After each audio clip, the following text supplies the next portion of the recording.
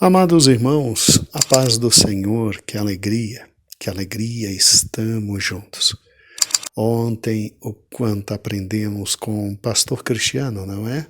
Eu e você, nós ouvimos juntos e crescemos. Quantos textos relevantes. Interessante, muitos não creem no arrebatamento por uma razão simples, porque dizem que é uma doutrina isolada, somente ali, descrita por Paulo, que talvez tenha sido recebido por Cristo, mas em nenhuma outra parte existe a questão do arrebatamento. Interessante, né? Interessante. Estes que negam o arrebatamento da igreja, dizendo que somente Paulo desenvolveu essa doutrina, se esquecem do que o grande apóstolo Pedro, um dos líderes maiores da igreja no primeiro século, disse. Tu te lembras? O nosso amado pastor Cristiano salientou. Não te esqueças disso, não te esqueças.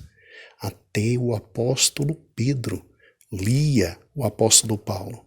E Pedro disse que o que Paulo escrevia era tão escritura quanto tudo que eles tinham até aquele momento, e tudo que eles tinham até aquele momento era o Velho Testamento. Então, não é porque a revelação foi dada em primeiro lugar do arrebatamento ao apóstolo Paulo que ela deixa de ser verdade. Parabéns, pastor Cristiano, isso ficou no nosso coração, porque se Pedro, que é Pedro, olhava para Paulo e o admirava e dizia, é homem de Deus e o que escreve é palavra de Deus, quem somos nós para dizer o contrário? E obrigado, apóstolo Paulo, por nos ter ensinado a ordem maravilhosa na hora do arrebatamento. Primeiro, os mortos ressuscitam, após os que estiverem vivos serão transformados. E para quem não acredita que isso é possível, não se esqueça, pastor Cristiano falou algo maravilhoso. O fato de ressuscitar mortos para Cristo é tão simples quanto nós acordando cada um dos nossos filhos todos os dias. Ó Maranata, ora vem, Senhor Jesus, a tua igreja aguarda o arrebatamento. Agora, o que acho interessante é que muita gente simplesmente diz que não, mas isso é só Paulo. Jesus não falou nada, Jesus não disse que voltaria para pegar sua igreja. Será verdade isso? Ah, meu amado irmão, quantos tentam lutar contra a doutrina do arrebatamento da igreja, mas nós esperamos, não é? Então, já que Jesus não disse nada, vamos ouvir o amado pastor Cristiano e que o Senhor fale ao nosso coração, porque ao contrário do que muitos dizem, ele, Cristo, disse que nos buscaria. Com você, Cristiano, e a segunda parte dos estudos sobre arrebatamento. Deus te abençoe. Um bom dia na paz do Senhor Jesus. Eu sou o pastor Cristiano Abrantes, da Igreja do Brasil para Cristo, no Pedregal, Goiás. Hoje continuaremos falando sobre o arrebatamento. Mas antes, quero agradecer à pastora Luíde e ao pastor Gedeon Júnior pela confiança e a oportunidade que tem sido me dada. Novamente, lembro aos amados que nosso comentário faz parte da leitura bíblica diária e que iremos percorrer alguns textos bíblicos. Portanto, pegue a sua Bíblia e o seu caderno de anotações, para que possamos juntos acompanhar cada leitura. Vejamos o que Jesus Cristo fala com os discípulos em João, no Evangelho de João, capítulo 14, versículos 2 e 3. Na casa de meu pai há muitas mansões. Se não fosse assim, eu vou-lo teria dito, eu vou preparar-vos um lugar. E quando eu for e vos preparar um lugar, eu voltarei novamente e vos receberei para mim mesmo, para que, onde eu estou, ali possais estar vós também. Esse texto eu li na versão bíblica King James de 1611. Eu acho interessante o texto nessa versão porque fala de mansões.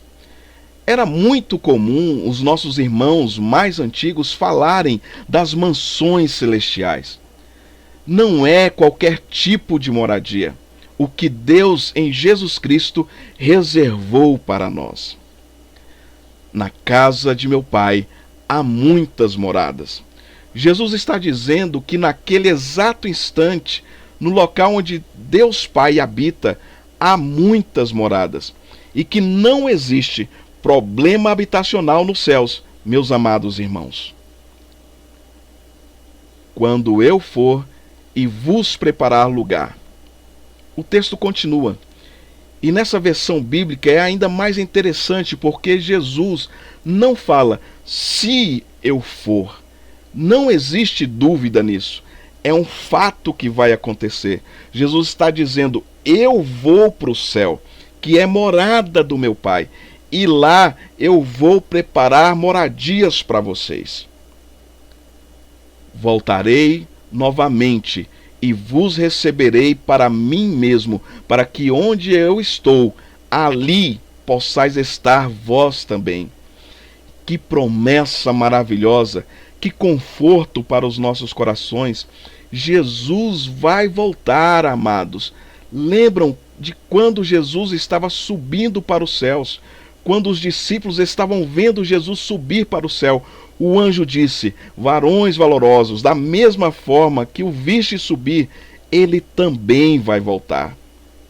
Jesus subirá para o céu. É a palavra deles, e a palavra deles se cumpriu. Jesus subiria para o céu. A palavra dele se cumpriu. Jesus subiu, e é um fato que foi visto e testemunhado por muitas pessoas.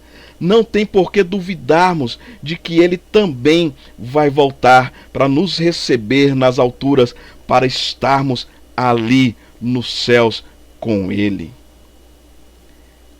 Em Mateus capítulo 6, versículos 19 e 20, diz assim, não ajunteis tesouros na terra.